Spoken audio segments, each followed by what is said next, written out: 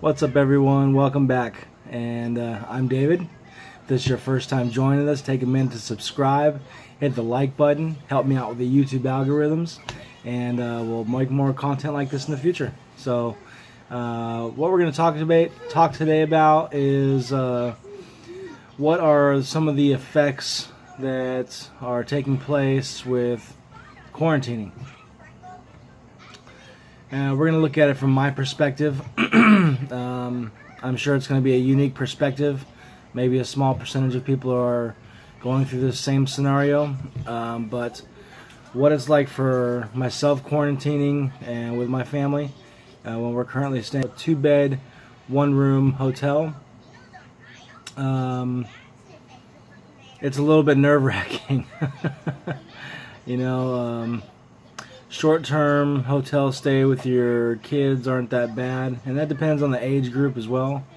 Ours are very young, 2 and 4, so they don't know really what's going on. They don't know how to communicate what's going on. All they know is that we're locked up in the room a lot.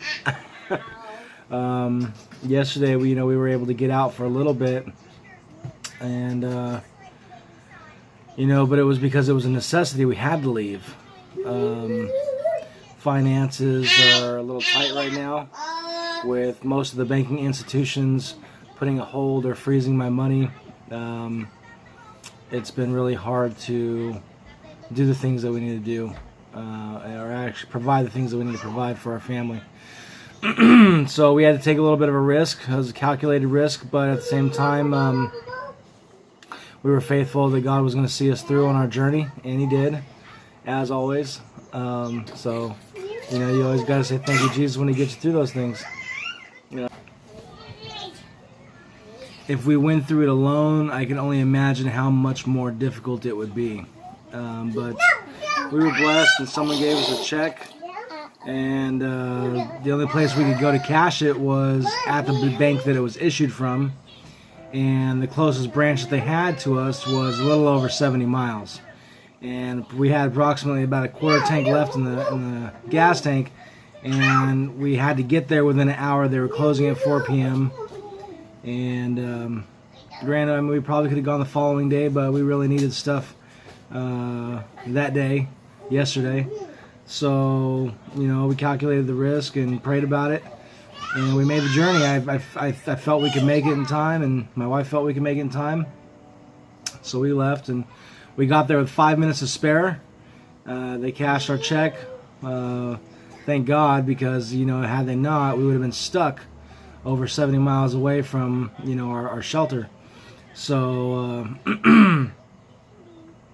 yeah, we were really blessed to be able to cash that check, put some more gas in the vehicle, make it back to our hotel, and be able to go get the things that we needed, at the grocery store and stuff. We needed to get some more water and supplies for dinner.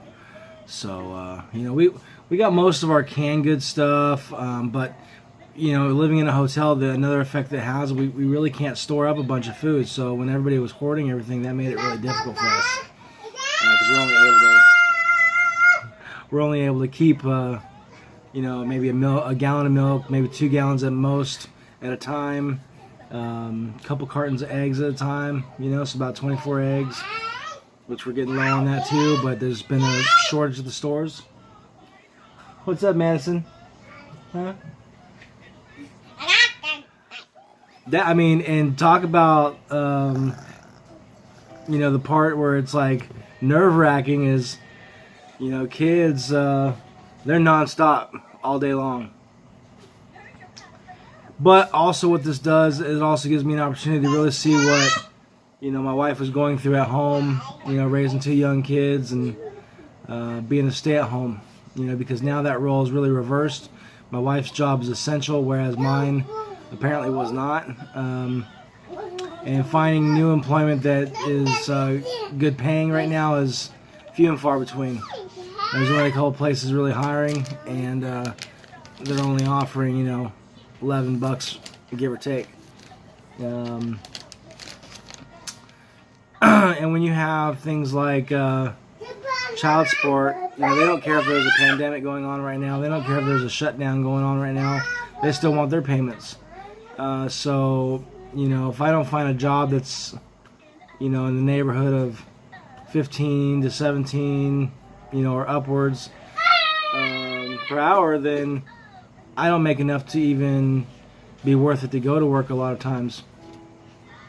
But that's also why I'm utilizing this time right now that we're having to quarantine and having to stay in place, is, you know, focusing on building this YouTube channel too, because I know that the only way I'm going to be able to get out of my own personal debts is if I build a business or an organization that can not only benefit me but benefit others in the future as well.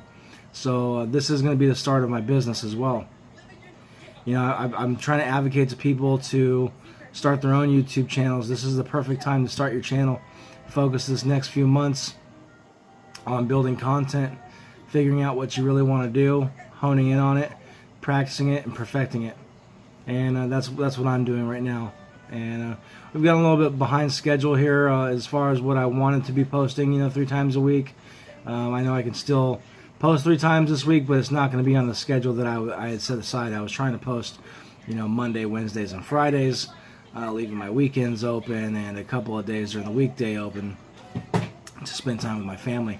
Because that's also something that's been nice about this quarantine is spending the extra time with my family that I didn't usually get, you know, working a regular 40-hour-a-week job. And prior to that, I mean, I was working a lot more hours than that. A lot of jobs required 60 to 80 hours of me, just so I can make a decent living to pay my child support and, you know, provide for my family.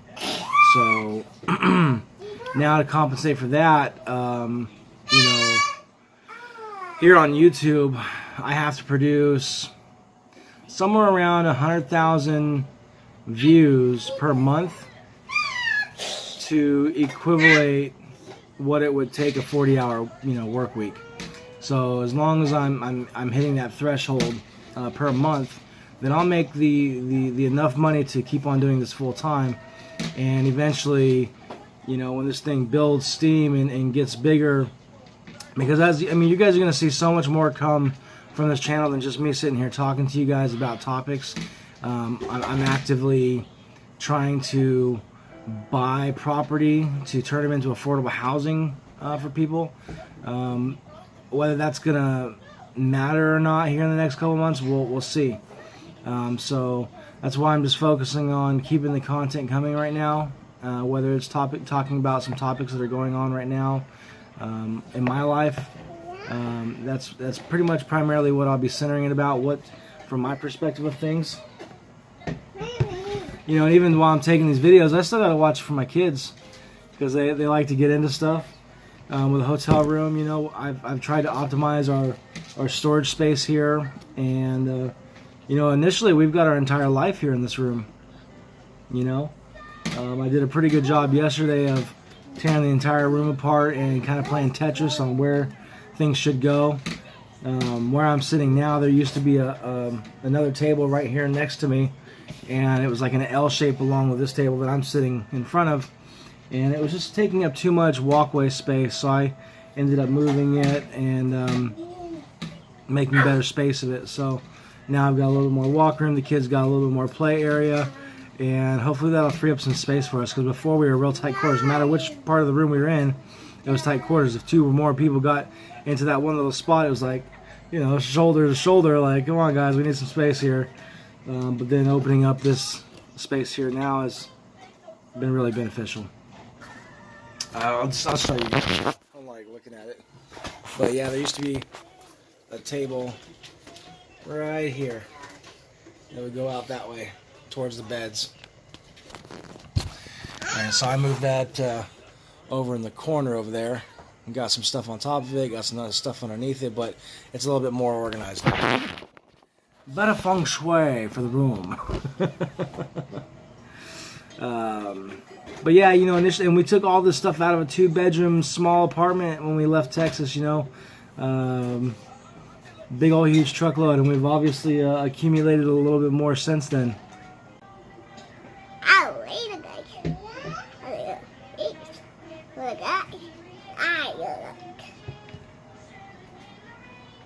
Tell them a bit about how it's been for us quarantining. What have the struggles been like? What is it like having no personal space? What is it like having to sleep in the same room as your sister?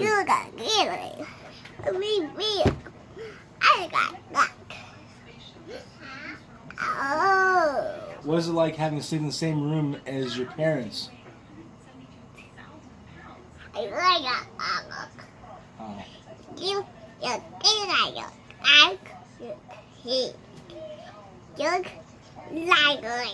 Well, we really appreciate all of your perspective and input. Yeah. And thank you for joining us today.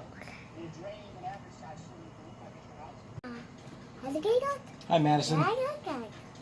Hi, Matthew. Well, thank you for joining us today. And what is your take on everything that's going on? Oh, yeah.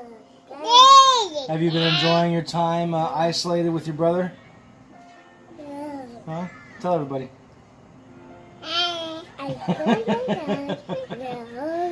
All right, well, you guys heard it from the 2-year-old and the 4-year-old, Matthew and Madison. Thanks for joining me, guys. Give everybody a thumbs up. Up high. All right.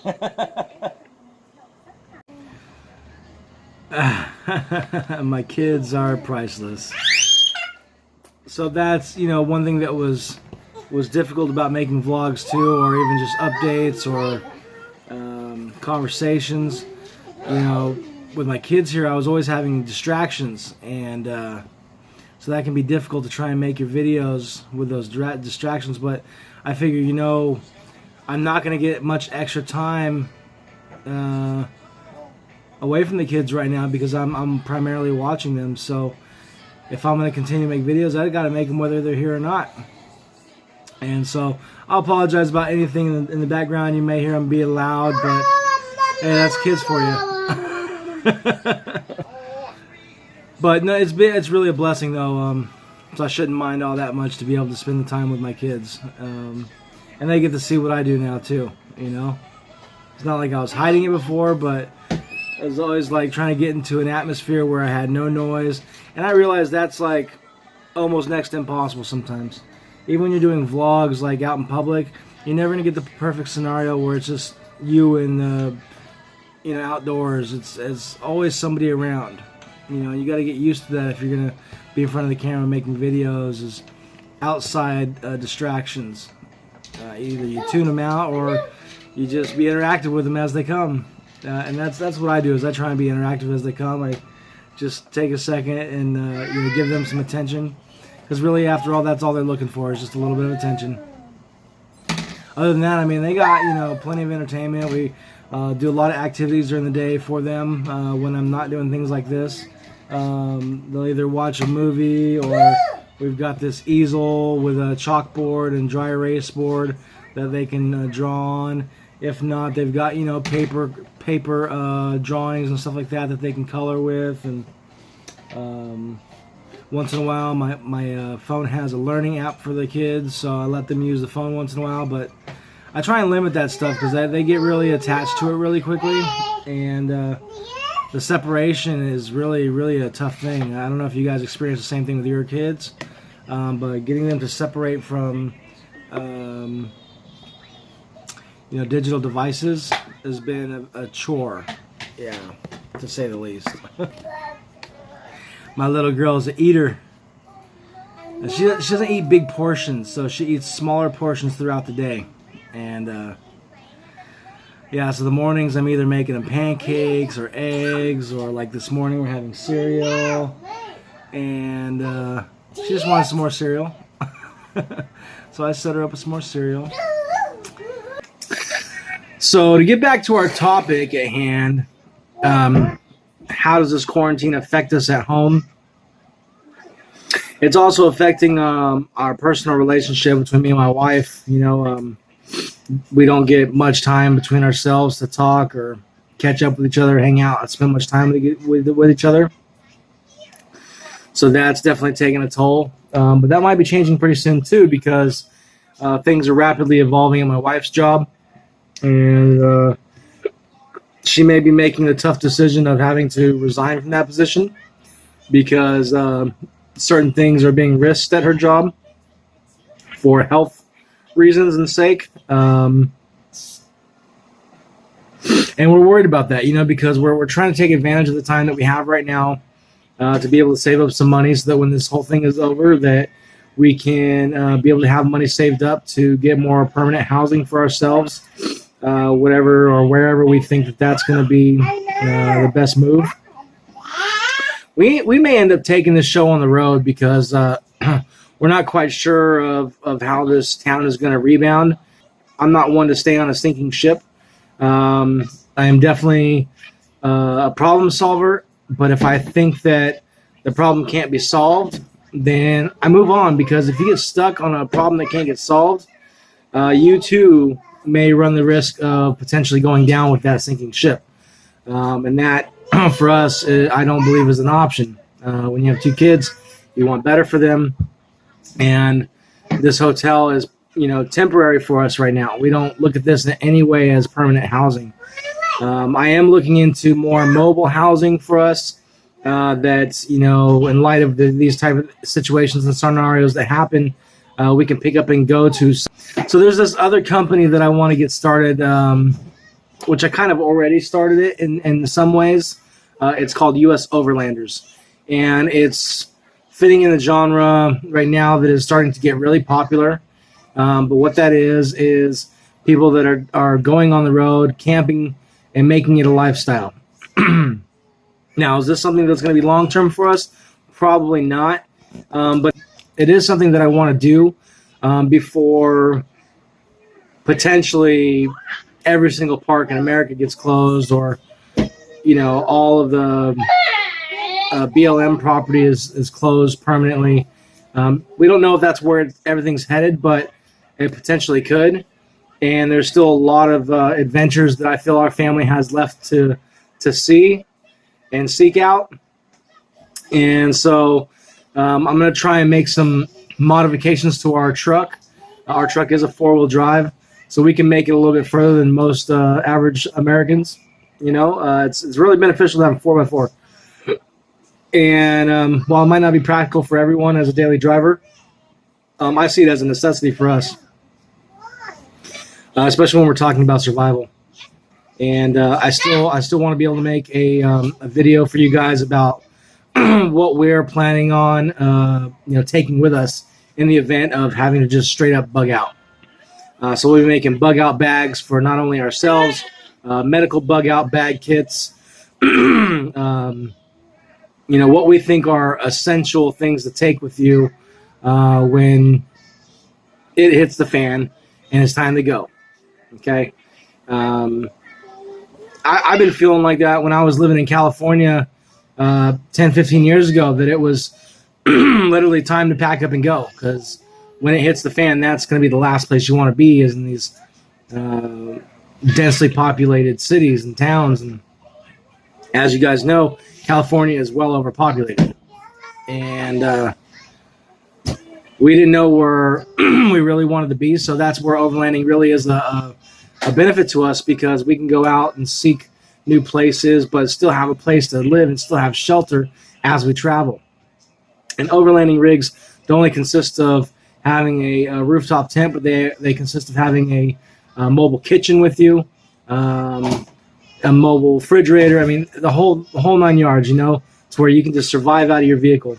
Some people do RVing. That's cool, but as far as economy-wise goes, it gets really expensive on gas. So, our vehicle's a V6. We don't get the best gas mileage, but we don't get the worst gas mileage either. And hopefully there will be things, maybe there'll be enough time, resources, finances to be able to show you guys how to convert a vehicle from gasoline to hydrogen power. Maybe possibly even propane power.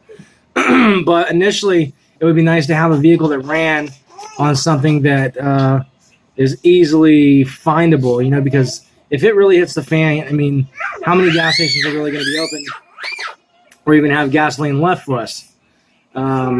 That's a big question I ask myself when thinking about these type of things in survival scenarios.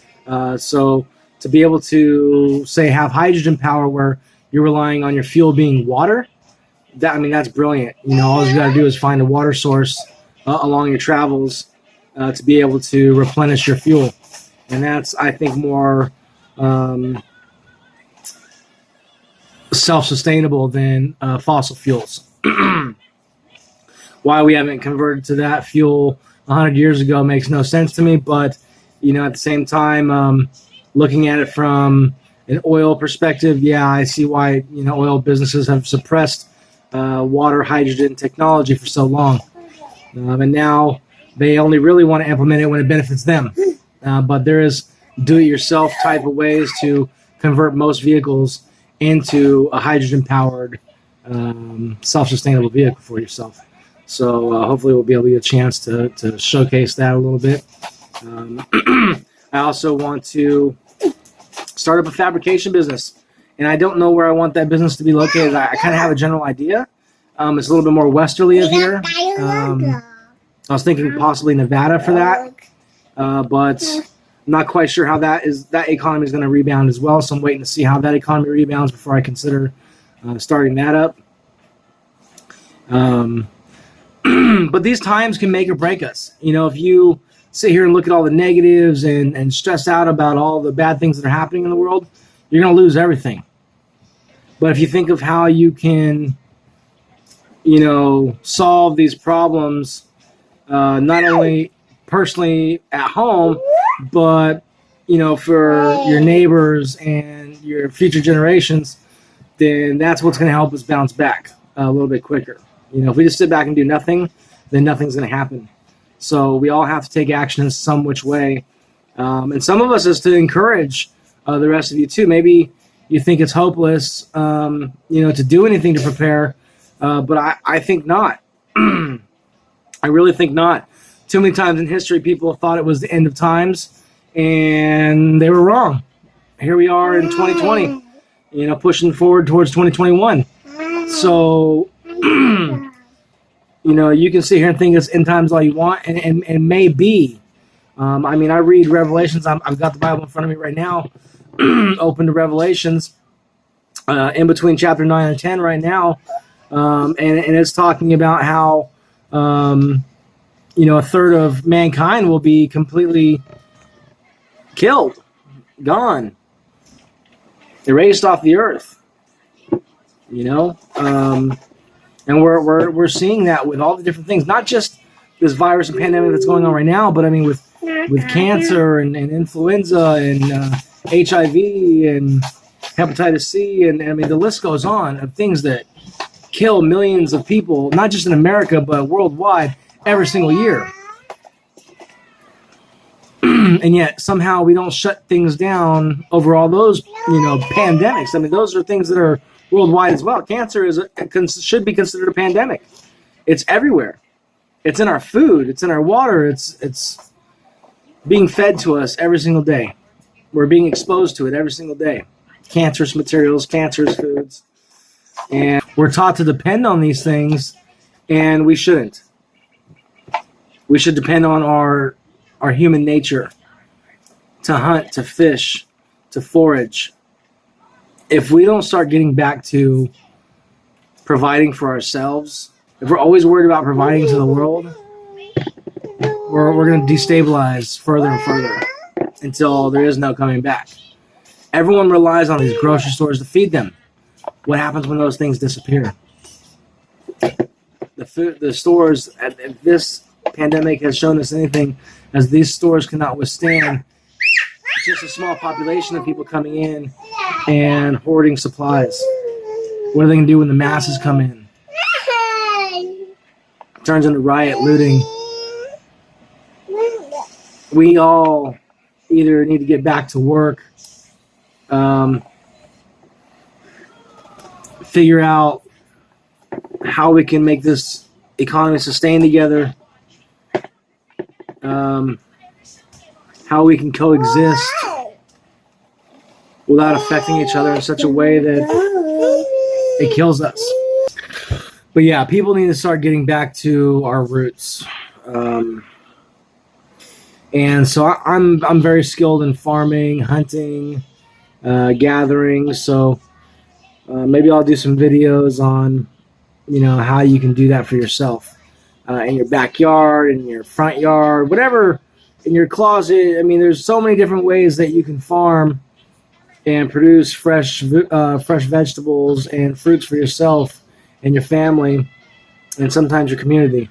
The type of communities that I want to build, these affordable housing communities, I want to build these little markets within them as well, so that they can be self-sustainable, not have to rely on supermarkets and Walmarts and all these type of things in the world where if they shut down, we're going to be okay. Our community will be okay. And hopefully this community ideal will start to spread amongst, everyone. And if we all start pulling our own weight, I think we might start to appreciate things a little more too. A lot of us get unappreciative of, the workers that work at fast food establishments or restaurants. They get unappreciative of the things that, like grocery stores being there in place. Those things are like convenience. That's what they used to call them, convenience stores, because they're convenient. Because they have meat on their shelves, you don't have to go hunt. That's a convenience. There's some countries and indigenous people that have to hunt for their food. They go a week without eating meat. They're just eating berries or whatever they can survive on.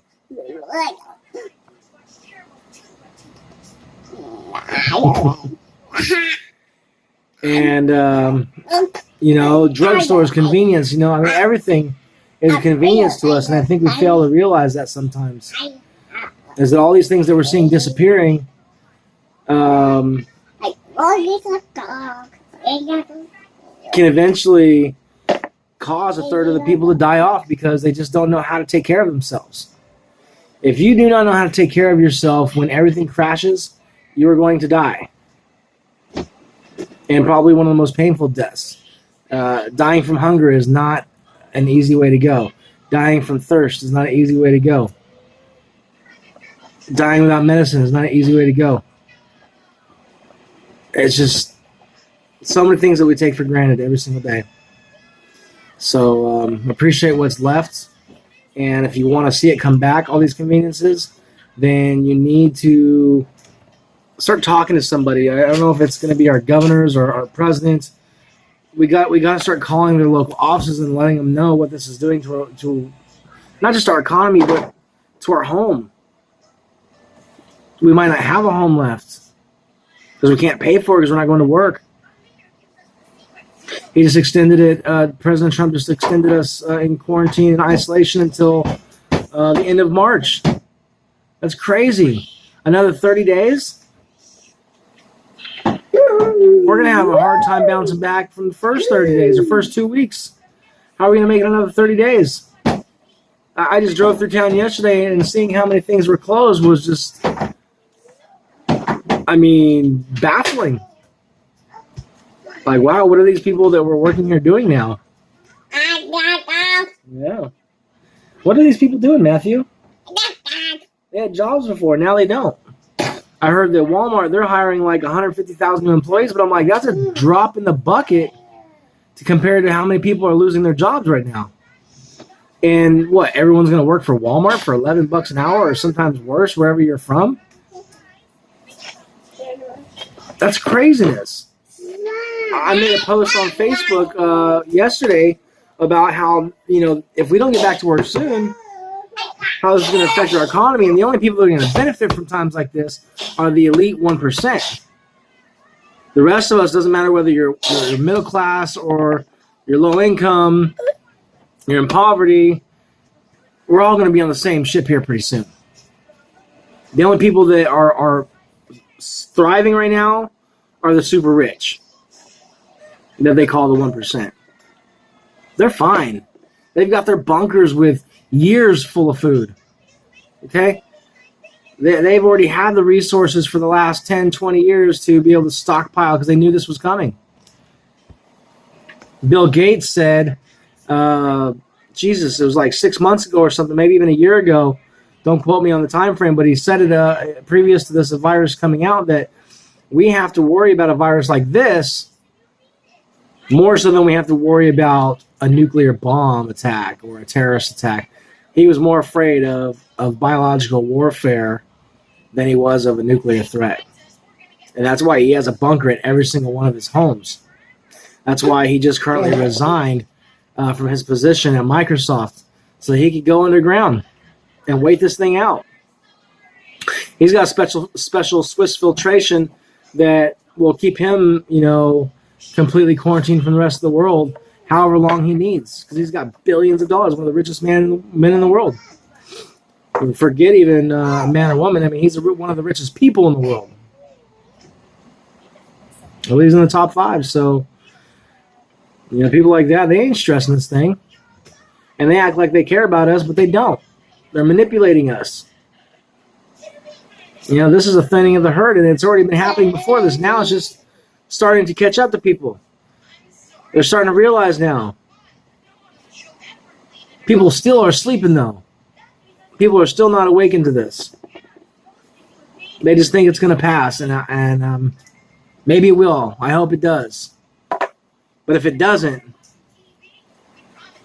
then you need to start preparing on how to take care of yourself and your family. Okay? So if you haven't done so already, make sure you hit that subscribe button. Make sure you hit the like button. If you have something to say, leave a comment below. If you didn't like this video, let me know why below. I want to make better content for you guys. The only way I'm going to get better is if you guys interact with me. These are conversations to get started, not just for you guys to hear and listen. As much as I appreciate everyone listening to the end of these videos, I want you guys to get involved in these conversations too. I don't know it all. I know a lot, but I don't know it all. But as a community, we can problem solve together and figure out how we're going to move forward from this. So make sure you guys are getting interactive, leaving comments, sharing it on your social medias. Because, hey, who knows how much longer we're going to have internet too. Think about that. How much longer are we going to be able to share with each other? Don't let that stop you. Don't just give up. Like I said, right now is the best time to start a YouTube channel. Not just to create a revenue for yourself when maybe your job doesn't come back, but also to stay in contact with other people of like mind in this community. So we all need to band together. And if you start a YouTube channel and you subscribe to me, I'm going to subscribe to you. This is the community that we need to get going. And we all need to start, following each other's content, liking each other's content, so that way we can bring each other up. When you collab with somebody, things move around a lot quicker. Your channel will get exposure a lot faster. Right now, we're moving at a turtle's pace, and actually, honestly, our numbers are still good.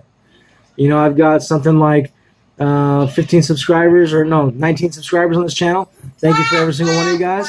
But we're getting more views than we have subscribers, and that's what you want. Even if you're only getting 30% engagement throughout your entire history of making videos, that's still a good number. It means you have to work harder in the beginning, but in the long run of things, when you've been doing this for a year or 2 years, it starts getting easier. All you gotta do is keep on making content. And eventually, over time, we won't need each other as much once we've got our base subscribers that like what we do. But in order for us to get going, we all have to initially subscribe to each other, like each other's content. Otherwise, we're going nowhere.